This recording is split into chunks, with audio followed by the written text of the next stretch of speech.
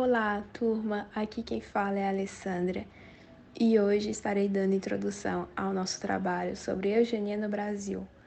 Para começarmos, gostaria de ressaltar algumas ideias de alguns autores que contribuíram para que a eugenia se tornasse ciência, A prática eugenista sempre existiu na sociedade desde muito antes do século XIX, quando a teoria foi apresentada. Platão, por exemplo, citava em sua obra A República suas ideias que constituem uma sociedade melhor. Já na Grécia Antiga, as crianças que nascessem com algum tipo de deficiência física ou mental não eram consideradas aptas pelos espartanos para seguir a vida militar. Dessa forma, eram mortas.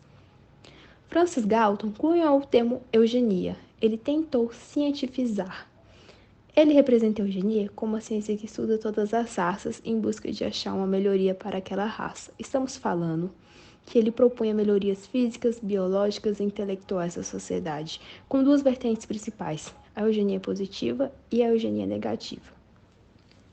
A eugenia positiva propunha a evolução de uma raça e a procriação através de indivíduos que tivessem características eugenicamente aptas. Já a eugenia negativa visava diminuir o número de pessoas consideradas não eugênicas, ou seja, sua procriação para que sua linhagem chegasse ao fim na sociedade.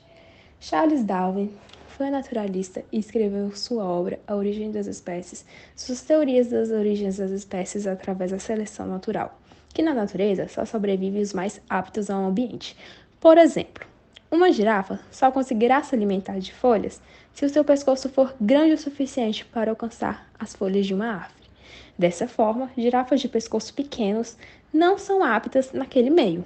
Charles Darwin publicou também A Descendência do Homem e Seleção em Relação ao Sexo. Ele diz na sua obra que o mesmo processo que ocorre na natureza também ocorrerá com seres humanos. Apenas aqueles com características desejáveis deverão se reproduzir. Já os que não se enquadrassem nessas características eram considerados inferiores. Darwin compartilhou também em suas obras ideias totalmente eugênicas e racistas. Em um dos trechos, ele cita: entre os selvagens, os fracos de corpo ou mente são logo eliminados, e os sobreviventes geralmente exibem um vigoroso estado de saúde. Nós, civilizados, por outro lado, fazemos o melhor que podemos para deter o processo de eliminação. Construímos asilos para os imbecis, os aleijados e os doentes. Instituímos leis para proteger os pobres. E os nossos médicos empenham o máximo de sua habilidade para salvar a vida de cada um até o último momento. Assim, os membros fracos da sociedade civilizada propagam sua espécie. Ninguém que tenha observado a criação de animais domésticos porá em dúvida que isso deve ser altamente prejudicial à raça humana. É surpreendente ver o quão rapidamente a falta de cuidados ou de cuidados erroneamente conduzidos levam à degenerescência de uma raça doméstica. Mas exceto no caso do próprio ser humano. Ninguém jamais foi ignorante ao ponto de permitir que seus piores animais se reproduzissem. Agora iremos falar sobre a eugenia no Brasil. Ela foi inserida no Brasil pela Associação à Higiene e à Medicina Social, mas suas maiores polêmicas giraram em torno dos efeitos da miscigenação racial. A eugenia no Brasil surgiu logo após a Primeira Guerra Mundial, quando intelectuais e autoridades políticas passaram a voltar suas atenções para o cenário interno dos problemas de nacionalidade no Brasil. Em um cenário que o país enfrentava o domínio das oligarquias rurais, a exclusão social, o analfabetismo, a fome e as enfermidades que arrasavam as populações urbanas e rurais, além do fato que os brasileiros eram pintados no exterior como racialmente inferior e incivilizado, marcado pela mestiçagem, pelo clima tropical e pela indolência física e moral, o que impactava na visão que as elites intelectuais mantinham do Brasil. O movimento da eugenia no Brasil ganhou mais importância a partir da criação da Sociedade Eugênica de São Paulo, em 1918, articulada por Renato Kell, que se tornaria uma das principais lideranças desse movimento no Brasil. Nesse período, a adesão à eugenia mobilizou particularmente intelectuais, médicos e higienistas, que integravam o chamado movimento sanitarista, entre eles Belisário Pena, Arthur Neiva, Afrano Peixoto, Monteiro Lobato e Fernando de Azevedo. Apesar da centralidade do sanitarismo na eugenia brasileira, a questão racial ocupou espaço privilegiado, principalmente o debate sobre imigração, miscigenação racial e branqueamento. Uma alternativa encontrada pelas elites intelectuais brasileiras foi refutar a degenerência dos mestiços e considerar a miscigenação como caminho para homogeneizar a população nacional. Essa percepção encontrava suporte na tese do branqueamento racial, interpretação bastante difundida no Brasil desde o século XIX, que postulava que a ampla mestiçagem entre brancos, negros e indígenas conduziria ao branqueamento racial, uma vez que, na compreensão social darwinista do período, predominariam as características do europeu, visto como raça superior. Em uma conferência na Sociedade Eugênica de São Paulo, o médico Rubião Meira afirmava que a decadência da raça negra estava relacionada ao abandono a que fora submetida após a abolição da escravidão, atirada a vícios e paixões, alcoolismo, sífilis e tuberculose. Ao mesmo tempo, ele afirmava que a degeneração dessa população, somada ao processo de mestiçagem com imigrantes europeus, estava extinguindo os negros do território brasileiro. Em seu ponto de vista, essa mistura racial com europeus consolidava a formação de uma população eugênica, uma nova alma que colocaria o Brasil no contexto internacional como uma nação forte e poderosa. Nos anos de 1920, os eugenistas passaram a defender a seleção imigratória como medida essencial para o progresso biológico e social do Brasil. Campanhas em defesa da legislação imigratória tornaram-se frequentes em discursos, conferências e artigos publicados pelo movimento eugênico, chamando a atenção para a necessidade de impedir a entrada de imigrantes indesejáveis. Eugenistas da Liga Brasileira de Higiene Mental, instituição que deu amplo abrigo ao movimento eugênico, lembravam que a seleção imigratória era fundamental inclusive para evitar problemas sociais, como a delinquência, a criminalidade, o alcoolismo e a loucura. Apesar da Liga inicialmente assumir posições menos radicais sobre a eugenia e a seleção imigratória, fazendo a defesa de uma seleção individual ao invés de duros critérios raciais. A partir do final dos anos de 1920, o racismo científico cada vez mais ocuparia um espaço formal em sua agenda. Neste contexto, discussões sobre a miscigenação e a seleção racial ganhariam novos contornos e dividiriam o movimento eugênico. Se até meados dos anos de 1920, as teses do branqueamento e as agendas reformistas acomodavam visões racistas e antirracistas, no final dos anos de 1920, o radicalismo eugênico criaria discordâncias que marcariam profundamente as discussões sobre a reforma da identidade racial brasileira. Ao invés do otimismo em torno da miscigenação, o que passou a predominar foi uma visão pessimista misturada com o racismo científico e pela crença na degenerência dos mestiços. Assim, o movimento eugenista no Brasil foi dividido em dois grupos: os adeptos ao racismo científico, que se baseavam em ideias que identificavam a questão racial como responsável pela suposta inferioridade biológica e civilizacional do país.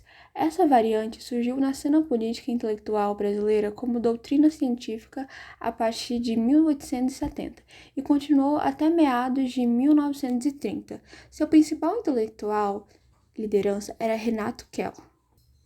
E o outro grupo foi os antirracistas, que contestavam as bases desse racismo, atuando como cientistas e homens públicos, aplicavam a ciência para contradizer a afirmação de que os males do Brasil advinham de fatores biológicos e raciais, ao mesmo tempo que defendiam que negros, indígenas e mestiços eram perfeitamente eugênicos e não representavam estigmas de degeneração ou inferioridade biológica. Mas também, embora esses intelectuais incorporassem parte do ideário evolucionista do período e muitas vezes expressassem preconceitos e visões ambíguas sobre a questão racial, partiam do princípio de que os problemas brasileiros não decorriam da formação racial, mas de questões sociais e políticas ligadas à educação, saúde pública e alimentação. Seu principal líder intelectual era Edgar Roquette Pinto. Nos anos de 1930, além de uma clara campanha na imprensa, a defesa de uma eugenia mais dura ganharia abrigo nas páginas do Boletim da Eugenia, e dos arquivos brasileiros de higiene mental. O extremismo eugênico pode ser observado nos elogios às políticas de esterilização implantadas na Alemanha pelos nazistas. Por exemplo, em 1934, o jornal da LBHM aclamava a recente implantação da lei de esterilização na Alemanha, publicando um texto da lei aprovado pelo Tribunal Eugênico Alemão. A lei também seria amplamente noticiada na imprensa, como se pode observar no inquérito realizado pelo jornal O Globo, junto aos eugenistas Renato Kell, Pacheco e Silva, Oscar Fontinelli e Leonídio Ribeiro, que manifestavam opinião favorável à esterilização como medida de seleção racial, além de Roquete Pinto e Leitão da Cunha, contrários à implantação da lei. Apesar da esterilização não ter sido aprovada no Brasil, a maneira como foi aclamada pode ajudar a compreender como as ideias mais radicais tiveram a aceitação do movimento eugênico. Em alguns casos, o conceito de higiene racial tornou-se comum no vocabulário do período, especialmente entre os membros da LBHM, o que reforçava a aproximação dos eugenistas brasileiros com a Alemanha nazista, o que ficava expresso na tradução de textos de eugenistas alemães no Brasil, ou na publicação de livros completamente sintonizados com as perspectivas arianistas. Um exemplo disso foi o lançamento da obra Sexo e Civilização, a Paras Eugênicas, publicada em 1933 por Renato Kell, em que o livro não apenas aprofundava o interesse pela eugenia negativa, como explicitava um ideário fortemente alinhado com o racismo científico, no qual Kell apontava que o grande mal do Brasil é um mal de raça, cujo remédio só pode ser encontrado numa racional política de seleção racial que ele chamava de política biológica. Durante o governo Vargas, a insistente preocupação em torno da identidade racial projetou no debate sobre a eugenia e imigração o caminho para a regeneração e o futuro do país. Não é por acaso que uma das prioridades de Vargas era justamente regulamentar a questão imigratória, vista como fundamental tanto para atrair trabalhadores saudáveis quanto para a ocupação do território nacional e a formação eugênica do país. Assim, viam a mestiçagem entre brasileiros e europeus como positiva, enquanto a união com o não branco era apontada como uma questão perturbadora e inassimilável. Como resultado final, a Assembleia aprovou uma legislação restritiva e racista que aclamava as demandas do movimento eugênico e dos adeptos do racismo científico, tendo como referência a legislação norte-americana de 1924. O Brasil também aderiria a uma lei de cotas que favoreceria a migração europeia e restringiria a entrada de outras nacionalidades. Publicação do livro A Casa Grande Cinzala, em 1933, pelo sociólogo Gilberto Freire, foi um marco na tradição antirracista no Brasil. O livro não apenas criticava a visão racial presente na medicina e antropologia brasileira, mas também defendia a mestiçagem como um símbolo da identidade social e cultural do país, o que teve um forte impacto na construção de uma imagem positiva do Brasil e da diversidade racial brasileira. Nessa mesma época surgiram críticas ao racismo e à eugenia em várias partes do mundo, inclusive no Brasil. Um dos principais críticos do racismo científico no país foi Roquete Pinto, que em seu livro de 1933 ele argumentava que os problemas do Brasil não eram de origem biológico-racial, mas sim políticos, sanitários e educacionais.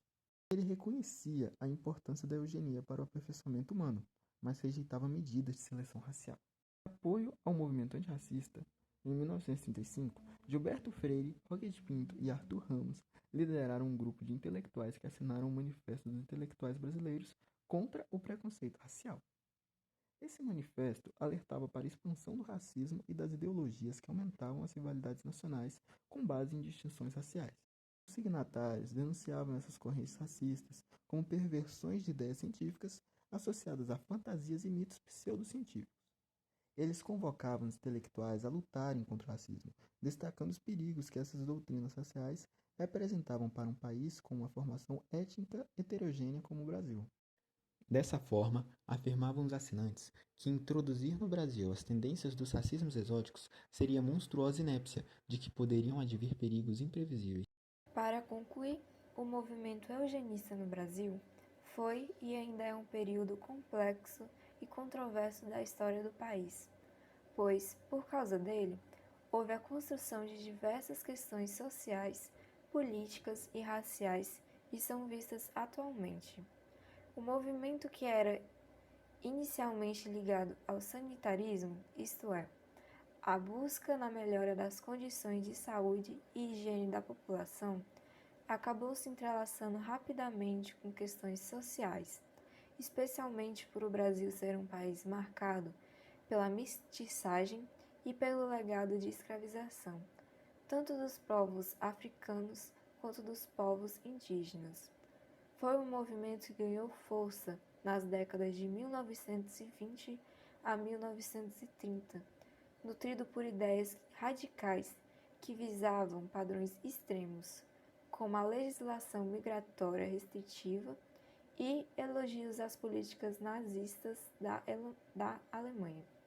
Entretanto, essas visões foram refutadas por intelectuais e cientistas que denunciavam o racismo científico e defendiam uma conduta mais inclusiva e socialmente coesa. Mas isso não fez com que o movimento fosse extinto.